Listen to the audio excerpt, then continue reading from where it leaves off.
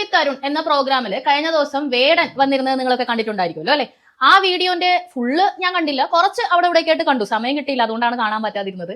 വേടൻ എന്ന് പറയുന്നത് സത്യം പറഞ്ഞാൽ നല്ല രീതിയിൽ ഇപ്പോൾ കേരളത്തിൽ ഇൻഫ്ലുവൻസ് ചെയ്യുന്ന ഒരു വ്യക്തിയാണ് അല്ലെ. അദ്ദേഹത്തിന്റെ ബാക്കി കേസുകളും കാര്യങ്ങളൊക്കെ അവിടെ മാറി നിൽക്കട്ടെ. ഇതിൽ അദ്ദേഹം പറഞ്ഞൊരു റോങ് സ്റ്റേറ്റ്മെന്റിനെ പറ്റിയാണ് എനിക്ക് നിങ്ങളോട് ചർച്ച ചെയ്യാനുള്ളത്. അത് കമ്മ്യൂണിറ്റി പരമായും മനുഷ്യത്വപരമായും ഹിസ്റ്റോറിക്കലായും തെറ്റാണ്. അപ്പോൾ നമുക്ക് ആ സ്റ്റേറ്റ്മെന്റ് ഏതാണെന്ന് ഒന്ന് പരിശോധിച്ചാലോ.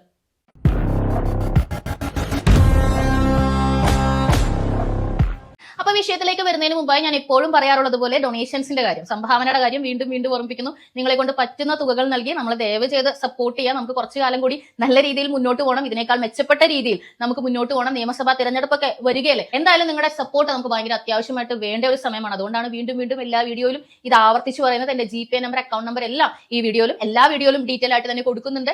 അഡ്വർടൈസ്മെന്റിന്റെ ഒരു അവസരവും നിങ്ങൾക്കൊണ്ട് പബ്ലിക് ഒപ്പീനിയനിൽ ചെയ്യാനായിട്ട് 1000 രൂപ മുതലാണ് നമ്മുടെ പാക്കേജസ് സ്റ്റാർട്ട് ചെയ്യുന്നത്. അപ്പൊ അതിന്റെ ഡീറ്റെയിൽസും നിങ്ങൾക്ക് ഈ മൊബൈലിൽ തന്നെ വിളിക്കുകയോ അല്ലെങ്കിൽ വാട്സപ്പിൽ മെസ്സേജ് അയക്കുകയോ ഒക്കെ ചെയ്തു കഴിഞ്ഞാൽ അറിയാവുന്നതാണ്. So back to the topic. ഞാൻ നേരത്തെ പറഞ്ഞ ഒരു ശരികേട് ഉണ്ടല്ലോ, അദ്ദേഹത്തിന്റെ സ്റ്റേറ്റ്മെന്റിലെ ശരികേട്, ആ വീഡിയോ ഒന്ന് ആദ്യം പ്ലേ ആക്കാം. അത് കാണുമ്പോൾ നിങ്ങൾക്ക് മനസ്സിലാവും എന്താണ് ആ ശരികേട് എന്നത്.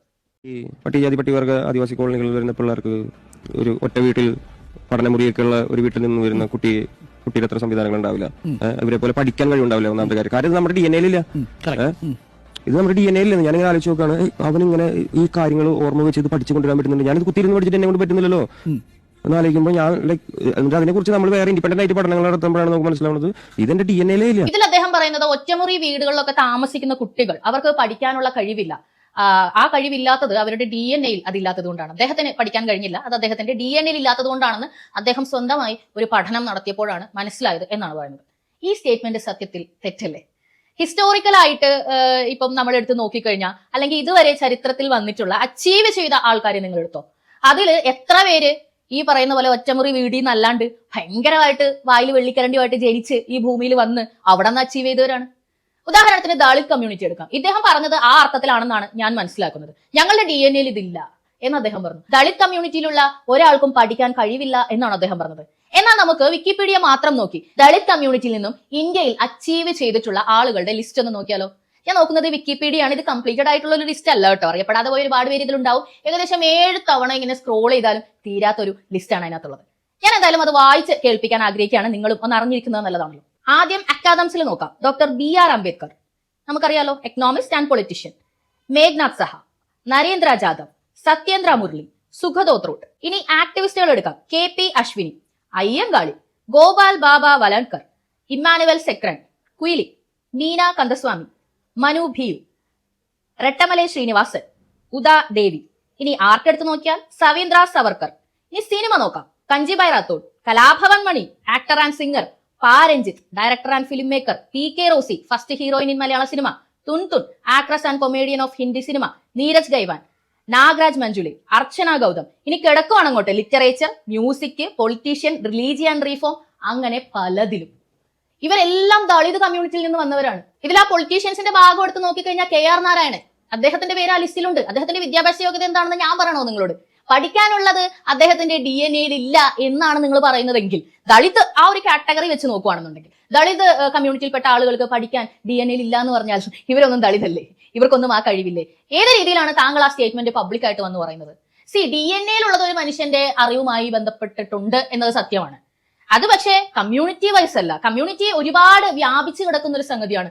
നമ്മളുടെ പാരമ്പര്യം വൈസ് ആ DNA വെച്ചിട്ടാണ് നമുക്ക് ഈ പറഞ്ഞ കഴിവുകൾ ഉണ്ടാവുക. ഇതിൽ നിങ്ങൾ ഉദ്ദേശിച്ച ഈ പഠിക്കാനുള്ള കഴിവ് എന്നത് ഉദ്ദേശിച്ചത് എന്താണ്? നമ്മുടെ ഇന്ത്യൻ വിദ്യാഭ്യാസ സമ്പ്രദായം നോക്കി കഴിഞ്ഞാൽ, ഇപ്പൊ കേരളത്തിൽ തന്നെ നോക്കി കഴിഞ്ഞാൽ എങ്ങനെയാണ് പഠിക്കാനുള്ള കഴിവ് അളക്കുന്നത്? കാണാതെ പഠിച്ചിട്ട് ആർക്കാണോ 100% മറവിയില്ലാണ്ട് ഓർത്തിട്ട് പരീക്ഷയിൽ എഴുതാൻ പറ്റുന്നോ അവര് ബുദ്ധിയുള്ളവര്. ശരിക്കും പറഞ്ഞാൽ അറിവിന്റെ മാനദണ്ഡം അതാണോ? എക്സാംസ് പാസ്സാവുന്നത് ഒരു അറിവേ അല്ല. കാരണം നമ്മൾ എടുത്തു നോക്കിയോ, ഈ ഭൂമിയിൽ ജീവിക്കുന്ന മനുഷ്യരെ മാത്രം എടുത്തു നോക്കിയോ, എല്ലാ മനുഷ്യനും ഒന്നില്ലെങ്കിൽ വേറൊരു കഴിവുണ്ടാവും. കഴിവില്ലാത്ത ഒരു മനുഷ്യന് ഈ ലോകത്തില്ല. ഒന്നെങ്കിൽ ഒരാൾ തിരിച്ചറിയപ്പെട്ടിട്ടില്ല, തിരിച്ചറിയിക്കാനായിട്ടുള്ള സാഹചര്യം അയാൾക്കുണ്ടായിട്ടില്ല. ഇത്രയും സംഭവിച്ചിട്ടുള്ളൂ. അല്ലാതെ പഠിക്കാൻ, പുതിയ പുതിയ കാര്യങ്ങൾ പഠിക്കാൻ അഭിരുചികളുള്ള, കഴിവുള്ള ആളുകളാണ് നമുക്ക് ചുറ്റുമുള്ളത്. താങ്കൾ പറഞ്ഞല്ലോ താങ്കളുടെ DNA യിൽ പഠിക്കാൻ പറ്റിയിട്ടില്ലെന്ന്. താങ്കൾ ആദ്യം എഴുതിയ പാട്ട് പോലെയാണോ താങ്കൾ ഇപ്പോൾ എഴുതുന്നത്? ഇപ്പൊ താങ്കളുടെ ഒരു കവിത ഭൂമി ഞാൻ വാഴുന്നുണ്ട്, എനിക്ക് ഭയങ്കര ഇഷ്ടമുള്ള ഒരു എഴുത്താണത്. ഭയങ്കരമായിട്ട് നമ്മുടെ ഉള്ളിൽ കൊള്ളുന്ന ഒരു എഴുത്താണ്. അതിപ്പോൾ കാലിക്കറ്റ് യൂണിവേഴ്സിറ്റിയിൽ പഠന വിഷയമാക്കിയിട്ടുണ്ട് എന്ന് കേട്ടു. വളരെ നല്ല കാര്യം. ഞാൻ ചോദിക്കട്ടെ, അതിൽ വേൾഡ് വൈഡ് നടക്കുന്ന അനീതികളെ കുറിച്ച് താങ്കൾ അഡ്രസ് ചെയ്തിട്ടുണ്ട്? താങ്കൾ പഠിക്കാതെയാണോ? മനസ്സിലാക്കാതെയാണോ? അറിവ് എന്ന് പറയുന്ന ഒരു സാധനം താങ്കളുടെ DNA അറിവ് ഉണ്ടാക്കാനായിട്ടുള്ള ആ ഒരു സംഗതി ഇല്ലാഞ്ഞിട്ടാണോ? താങ്കൾ എങ്ങനെയാണ് ഇത്രത്തോളം അപ്ഗ്രേഡഡ് ആയത്, ഇത്രത്തോളം അപ്ഡേറ്റഡ് ആയത്, ഇത്രയും കഴിവ് വന്നത്? റാപ്പ് സിംഗർ എന്ന് പറഞ്ഞു കഴിഞ്ഞാൽ ഇപ്പോൾ റാപ്പർ വേടൻ എന്ന് അടിച്ചു കഴിഞ്ഞാൽ ട്രെൻഡിങ് നമ്പർ 1 വരുന്നത്രത്തോളം കഴിവ് താങ്കൾക്കുണ്ടായില്ലേ? ആ കഴിവ് ഏത് കമ്മ്യൂണിറ്റിയിൽ ഇല്ലെന്നാണ് താങ്കൾ പറയുന്നത്? എല്ലാവർക്കും അതുണ്ട്. മനുഷ്യ ആയി ജനിക്കുകയാണെങ്കിൽ അതുണ്ട്. നിങ്ങൾ ഓട്ടിസ്റ്റിക് ആയിട്ടുള്ള കുട്ടികളെ എടുത്ത് നോക്കൂ. അവര് പുറമേ നിന്ന് നോക്കുമ്പോഴത്തേക്ക് നമ്മളൊക്കെ ഉള്ളതുപോലെ ഭയങ്കര ആക്ടിവിറ്റികളിലൊന്നും ഏർപ്പെടുന്ന തരത്തിലായിരിക്കില്ല നിങ്ങൾക്ക് വിസിബിൾ ആവുന്നത്. പക്ഷേ അവർക്ക് വളരെ അമൂല്യമായ കഴിവുകൾ ഉണ്ടാവും. ഒരു പക്ഷേ നിങ്ങൾ നോർമൽ എന്ന് പറയുന്ന ആളുകൾക്ക് പോലും ആ പറയുന്ന കഴിവുകൾ ഉണ്ടാകണമെന്നില്ല. അതുകൊണ്ടാണ് നമ്മൾ അവരെ ബഹുമാന പുരസ്കാരം ഡിഫറently ഏബിൾ എന്ന് വിളിക്കുന്നത്. അവർക്ക് പല രീതിയിലുള്ള കഴിവുകളുണ്ട്. അത് ഭയങ്കര പീക്ക് ആയിരിക്കും, നല്ല സൂപ്പർ ആയിട്ടായിരിക്കും അതിന്റെ പ്രൊഡക്ടിവിറ്റി വെളിയിലേക്ക് വരുന്നത്. അപ്പൊ ഈ ഭൂമിയിൽ ജീവിക്കുന്ന എല്ലാ ആളുകൾക്കും അവരവരുടെ IQ ലെവലിനനുസരിച്ചിട്ടുള്ള കഴിവുകളുണ്ട്. എല്ലാ മനുഷ്യനും കഴിവുണ്ട്. ഒരു മനുഷ്യനും അതില്ലാത്ത DNA സൃഷ്ടിക്കപ്പെടുന്നില്ല.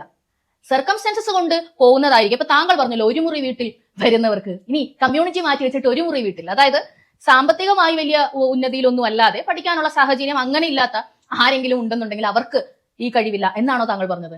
അങ്ങനെ നോക്കിക്കഴിഞ്ഞാൽ നമ്മുടെ മിസൈൽ മാൻ, ശാസ്ത്രജ്ഞൻ, രാഷ്ട്രപതി കൂടിയായ APJ അബ്ദുൽ കലാം, അദ്ദേഹത്തിന്റെ അഗിൻ കി ഉഡാൻ എന്ന് പറഞ്ഞിട്ടുള്ള ആത്മകഥാ പുസ്തകമുണ്ട്. അത് വായിച്ചു നോക്കിക്കഴിഞ്ഞാൽ നമുക്ക് മനസ്സിലാവും എത്രത്തോളം സാമ്പത്തികമായിട്ട് പിന്നോക്ക അവസ്ഥയിലായിരുന്നു അദ്ദേഹം ജീവിച്ചിരുന്നെന്നുള്ളത്. അവിടെ നിന്നാണ് പഠിച്ച് ഉന്നതിയിലെത്തി ഇന്ത്യയിലെ രാഷ്ട്രപതി വരെ ആകാൻ അദ്ദേഹത്തിന് സാധിച്ചത്. ഇന്നും APJ അബ്ദുൽ കലാം എന്ന് പറയുമ്പോൾ 0 ഹേറ്റേഴ്സ് ആണ്. അത്രയും മഹാനായ ഒരു വ്യക്തിയായിരുന്നു അദ്ദേഹം. ഏത് വെള്ളിക്കരണ്ടിയായിട്ടാണ് അദ്ദേഹം ജനിച്ചത്? ആയിരുന്നില്ല, അങ്ങനെ ആയിരുന്നില്ല. ഇവിടെ അച്ചീവ് ചെയ്ത ആരും തന്നെ വലിയ സൗകര്യങ്ങളിൽ പഠിച്ച് വളർന്ന് ജനിച്ച് അങ്ങനെ വന്നവരായിരുന്നില്ല. എല്ലാവരും തന്നെ അത് നേടിയെടുത്തതാണ്. അവരുടെ കഴിവുകളിൽ നിന്ന്, അവരുടെ നിശ്ചയദാർഢ്യത്തിൽ നിന്ന്, അവരുടെ വാശിയിൽ നിന്ന്, അവർക്ക് എന്തൊക്കെയോ ചെയ്യണമെന്നുള്ള ലക്ഷ്യബോധത്തിൽ നിന്ന് ഓരോ വ്യക്തികളും അത് നേടിയെടുത്തതാണ്. അരുൺകുമാർ ഫ്രണ്ടിലിരുന്ന് ഇങ്ങനെ കാണിക്കുന്നുണ്ടല്ലോ. എന്താണ് താങ്കൾ ഉദ്ദേശിച്ചത്? ഈ വേടൻ പറയുന്ന സ്റ്റേറ്റ്മെന്റിനെ താങ്കൾ അങ്ങ് ശരിവെക്കുകയാണോ? ഡോക്ടർ അരുൺകുമാർ ആയത് ഈ വേടൻ പറയുന്നത് ഒരു ഒറ്റമുറി വീട്ടിൽ നിന്ന് വരാത്തത് കൊണ്ടും കാസ്റ്റ് ദളിതല്ലാത്തത് കൊണ്ടുമാണ് എന്നത് താങ്കൾ സമ്മതിക്കുകയാണോ? കാസ്റ്റുമായോ ഈ പറയുന്ന യാതൊന്നുമായും നിങ്ങളുടെ ബുദ്ധിക്ക് ബന്ധമില്ല. നിങ്ങളുടെ DNA ബന്ധപ്പെടുന്നത് ഇതുമായി ഒന്നുമല്ല. അത് നിങ്ങളുടെ ജനറേഷൻ, നിങ്ങളുടെ ബ്ലഡ് റിലേഷൻ പോയതുപോലെ ഇരിക്കും നിങ്ങൾ ഏതിലാണ് മികവുറ്റതാവുക എന്നുള്ളത്. തീർച്ചയായും വിദ്യാഭ്യാസ സമ്പ്രദായം മാറ്റണം എന്നാണ് എന്റെയും അഭിപ്രായം. ഈ കാണാതെ പഠിച്ച് ഛർദ്ദിച്ച് വെക്കുന്ന ഒന്നും ഒരു കുട്ടിയുടെ മികവായി കാണാൻ കഴിയില്ല. അങ്ങനെ നോക്കിക്കഴിഞ്ഞാൽ 100 പേരെടുത്ത് 50 പേർക്ക് ആ ഓർമ്മശക്തി എന്ന് പറയുന്ന ഒരു സാധനം ഉണ്ടാവുള്ളൂ. നമ്മൾ അനുഭവിക്കുന്ന സ്ട്രെസ്സിന്റെ അളവ് ഇതൊക്കെ നമുക്ക് മറവി ഉണ്ടാക്കും. നമ്മൾ വീട്ടിൽ അപ്പനും അമ്മയും തമ്മിൽ അടിച്ചുകൊണ്ടിരിക്കുന്ന വീട്ടിൽ ഒരു കുട്ടി എങ്ങനെ ഓർത്തിരുന്ന് പരീക്ഷ എഴുതുന്നത്? അതിന് പഠിക്കാനുള്ള ഒരു സാവകാശം അവിടെ ഉണ്ടോ? അതിന്റെ മനസ്സിൽ വേറെ വേറെ ചിന്തകളാണ്. അച്ഛൻ അമ്മയെ കൊല്ലോ അല്ലെങ്കിൽ അമ്മ അച്ഛനെ കൊല്ലോ, ഇതിൽ പേടിച്ചിട്ട് അത് അവിടെ പഠിക്കാൻ. അപ്പൊ ഇങ്ങനെയുള്ള കാര്യങ്ങളൊക്കെയാണ് കുട്ടികളുടെ ബുദ്ധിനെ ബാധിക്കുന്നത്, ഓർത്തിരുന്ന് എഴുതാനായിട്ടുള്ള ഒരു കഴിവിനെ ബാധിക്കുന്നത്. അപ്പോൾ പോലും ആ കുട്ടിക്ക് നന്നായിട്ട് പടം വരയ്ക്കാൻ അറിയാമായിരിക്കും, നല്ല രീതിക്ക് ഡാൻസ് ചെയ്യുമായിരിക്കും, നന്നായിട്ട് പാട്ട് പാടുമായിരിക്കും, നന്നായിട്ട് കഥ എഴുതുമായിരിക്കും, നന്നായിട്ട് എഴുതുമായിരിക്കും. ഇങ്ങനെ വലിയ വലിയ വേറെ കഴിവുകൾ ഉണ്ടാവും. അപ്പൊ കുട്ടികളുടെ അഭിരുചിനെ പ്രോത്സാഹിപ്പിച്ച് മുന്നിലേക്ക് കൊണ്ടുവന്ന് അവരെ പ്രൊഫഷൻ എന്താന്ന് ചൂസ് ചെയ്യാനായിട്ട് അവരെ പ്രാപ്തരാക്കുക എന്നുള്ള രീതിയിൽ വിദ്യാഭ്യാസ സമ്പ്രദായം മാറ്റണം എന്ന് വേണമെങ്കിൽ വേണമെന്ന് പറയാം. അല്ലാതെ ഒരു കമ്മ്യൂണിറ്റിയിലോ അല്ലെങ്കിൽ ഒറ്റമുറി വീട്ടിലോ ജനിച്ചു പോയതുകൊണ്ട് അവർക്ക് പഠിക്കാനുള്ള കഴിവ് DNA ഇല്ല എന്ന സ്റ്റേറ്റ്മെന്റ് തെറ്റാണ്. ദയവായി എന്നെ തിരുത്തി പറയണം. അല്ലെന്നുണ്ടെങ്കിൽ ഇത്രയധികം അച്ചീവ്മെന്റുകൾ നേടിയ നമ്മുടെ ചരിത്രത്തിൽ പേരെഴുതപ്പെട്ടിട്ടുള്ള ഓരോ വ്യക്തികളെയും താങ്കൾ അപമാനിക്കുന്നതിന് തുല്യമാണ്. അയ്യങ്കാളിയൊക്കെ അതിൽപ്പെട്ട ഒരു വ്യക്തിയാണ്. താങ്കളെ അയ്യങ്കാളിയായിട്ടൊക്കെയാണ് ഒരുപാട് ആളുകൾ പറയുന്നത്. അയ്യങ്കാളി ഒന്നും ഇത്ര പൊട്ട സ്റ്റേറ്റ്മെന്റ് ഒന്നും പറയില്ല, മനസ്സിലായില്ലേ? കമ്മ്യൂണിറ്റിയിൽ കുറവായിട്ടൊന്നും ആളുകൾ വിചാരിക്കുന്ന ആ ആളുകൾക്ക് കഴിവില്ല, ഇങ്ങനൊന്നും അയ്യങ്കാളി പോലും പറയില്ല. ദയവേത് താങ്കൾ അങ്ങനെ പറയരുത്. ജാതിയല്ല ഒരു മനുഷ്യന്റെ കഴിവ് തീരുമാനിക്കുന്നത്, ജാതിയല്ല ഒരു മനുഷ്യന്റെ അച്ചീവ്മെന്റ് തീരുമാനിക്കുന്നത്. എവിടെ നിന്ന് നമ്മൾ വന്നു എന്നുള്ളതല്ല, എവിടെ നമ്മൾ നിൽക്കുന്നു എന്നുള്ളതും എങ്ങോട്ട് പോകുന്നു എന്നുള്ളതാണ്. ശരിക്കും ബൈബിളിൽ ഒരു വാചകമുണ്ട്, ജനന ദിവസമല്ല ഒരു മനുഷ്യന്റെ മരണ ദിവസമാണ് ഉത്തമം. എന്തുകൊണ്ടാണ്? ജനിക്കുമ്പോൾ ഒരു മനുഷ്യൻ അജ്ഞനാണ്, അവന് സ്വന്തമായിട്ട് പേര് പോലും ഇല്ല. എന്നാൽ മരിക്കുമ്പോൾ ഒരു മനുഷ്യൻ പിറകിൽ അവശേഷിപ്പിച്ച ജീവിതമുണ്ട്, അവന്റെ ജീവചരിത്രമുണ്ട്, അവന് പേരുണ്ട്, ഐഡന്റിറ്റി ഉണ്ട്. മരിക്കുമ്പോൾ നിങ്ങൾ ആരാണ് എന്നതാണ് വലിയ കാര്യം, അല്ലാതെ ജനിച്ചപ്പോൾ നിങ്ങൾ ആരാണ് എന്നതിൽ വലിയ കാര്യമൊന്നുമില്ല. അപ്പൊ ഈ റോങ് സ്റ്റേറ്റ്മെന്റ് തിരുത്തുമെന്ന പ്രതീക്ഷയോടെ തന്നെ പറയാനുള്ള കാര്യങ്ങൾ പറയുന്നു. ഇതുപോലുള്ള കാര്യങ്ങൾക്ക് എന്ന് പറഞ്ഞ് തലയാട്ടിക്കൊണ്ടിരിക്കാതെ ഇതുപോലുള്ള പൊട്ടത്തരങ്ങൾ അത് ഏത് പേര് കേട്ട ആൾ വന്ന് മുമ്പിൽ പറഞ്ഞാലും അതൊരു റോങ് സ്റ്റേറ്റ്മെന്റ് അല്ലേ എന്ന് തിരിച്ചു ചോദിക്കാനായിട്ടുള്ള ബുദ്ധി ഒരു മാധ്യമ പ്രവർത്തകൻ എന്ന നിലയിൽ ഡോക്ടർ അരുൺകുമാറിനും ഉണ്ടായിക്കോട്ടെ എന്ന് ആശംസിച്ചുകൊണ്ട്, അപ്പോൾ ഞാൻ എപ്പോഴും പറയാറുള്ളത് പോലെ തന്നെ ഡൊണേഷൻസിന്റെ കാര്യം മറക്കണ്ട, അഡ്വർടൈസ്മെന്റിന്റെ കാര്യം മറക്കണ്ട, അഭിപ്രായങ്ങളും നിർദ്ദേശങ്ങളും എല്ലാം വാട്സ്ആപ്പിലേക്ക് മെസ്സേജ് അയക്കാം. അതുപോലെ കമന്റ് ഇടാൻ മറക്കണ്ട. വീഡിയോ ഇഷ്ടപ്പെട്ടാൽ എല്ലാവർക്കും ഷെയർ ചെയ്ത് കൊടുക്കാനും മറക്കണ്ട. സോ തുടർന്ന് കാണുക പബ്ലിക് ഒപ്പീനിയൻ.